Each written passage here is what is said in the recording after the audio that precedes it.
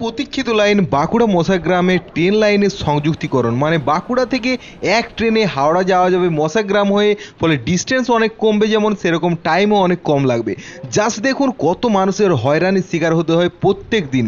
এখন সকাল 7:46 first train, ভোর 5টায় মানুষজন বাঁকুড়াতে চেপেছে। এখন এই যে এত এত সারি সারি মানুষের ভিড়, এটা হচ্ছে ব্যাক সাইডে নেমেছে মানুষজন, ফ্রন্ট সাইডে নামেনি, দিয়ে পিছন দিকে উল্টো দিকে হেঁটে হেঁটে আসছে, আর সামনের দিকে তো আরও অনেকেই নেমেছে। মানে কত ভিড় হয় আর কী লেভেলের ভিড় হয় জাস্ট আপনারা দেখে বুঝতে পারছেন। তাও কিন্তু এই পূর্ব রেল আর দক্ষিণ পূর্ব রেলের কোনো কাগজ নেই। দেখতে পাচ্ছেন প্ল্যাটফর্ম পুরো নতুন প্ল্যাটফর্ম রেডি, রেল ট্র্যাক পাতানো বা বিছানো হয়ে গেছে, সমস্ত কিছু ইলেকট্রিফিকেশন হয়ে গেছে, সিগন্যালিংয়ের কাজ হয়ে গেছে, জাস্ট দুটো ট্রেন লাইনকে জোড়া বাকি আছে। মানুষজন কত রিস্ক নিয়ে পরে রাস্তা পারাপার হচ্ছে, কারণ কি না একটাই যে পরের ট্রেনটা ধরতে হবে, কারণ এখানে পর্যাপ্ত পরিমাণে ট্রেন নেই। আমি যে এখন যে প্ল্যাটফর্মের উপর দিয়ে হাঁটছি এটাই হচ্ছে নতুন প্ল্যাটফর্ম, এটাই তৈরি হবে এবং এটাই চালু হবে। এখনও যদি প্ল্যাটফর্মের নামকরণ হয়নি, আপনাদের কি মনে হতে পারে এই প্ল্যাটফর্মের নামকরণ কি হতে পারে? আর দেখতে পাচ্ছেন কত মানুষজন রেল লাইনের উপর দিয়ে হাঁটছে, নতুন লাইনটার উপর দিয়ে। মানুষজন যে এই ট্রেনের ভরসায় সরাসরি হাওড়া বা কলকাতা আসবে তার উপায় নেই। সেই ভোর 5টায় বেরোতে হবে বাঁকুড়া থেকে, তারপর 7:46 বা 7:45-8টার মধ্যে মশাগ্রামে আবার মাত্র দুটো ট্রেন, একটা রানিং ট্রেন আসে আর একটা দাঁড়িয়ে আছে দেখতে পাচ্ছেন মশাগ্রাম লোকাল।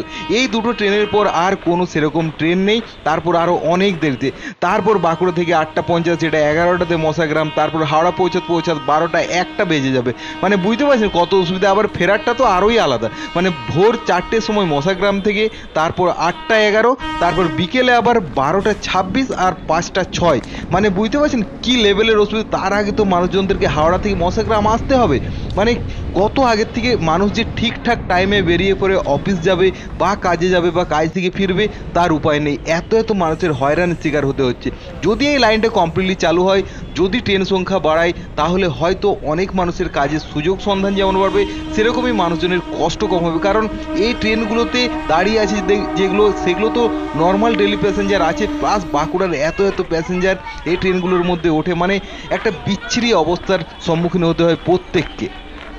এই যে দেখতে পাচ্ছেন আমরা এখন পিছনে যে ফ্লাইওভারটা দেখতে পেলেন সেটার সামনে হয়ে নামলাম, মানে পিছন দিকে নামলাম রিস্ক নিয়ে পরে।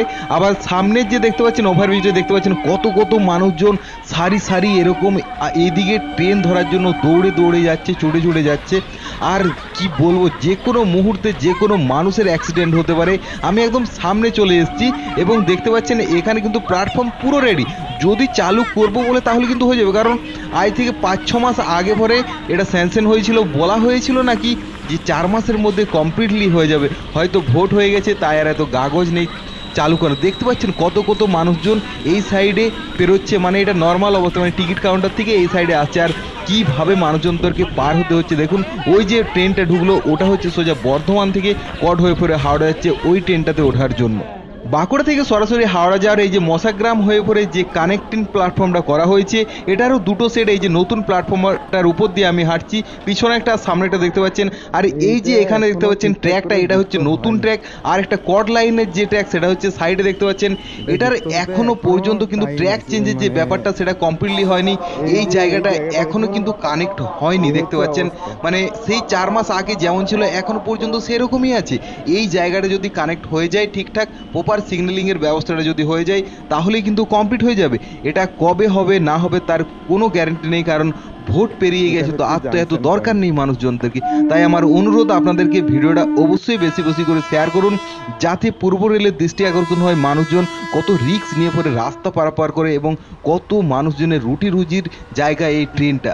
তো যদি পূর্ব রেলের দয়া হয় তাহলে হয়তো তাড়াতাড়ি চালু করতে পারে। তো আপনাদেরকে আমি কমপ্লিটলি এই যে নতুন প্ল্যাটফর্মটা এটা দেখালাম। আমাকেও এবার ওপারে যেতে হবে, তো লাফিয়ে নামতে হবে, কিছু করার নেই।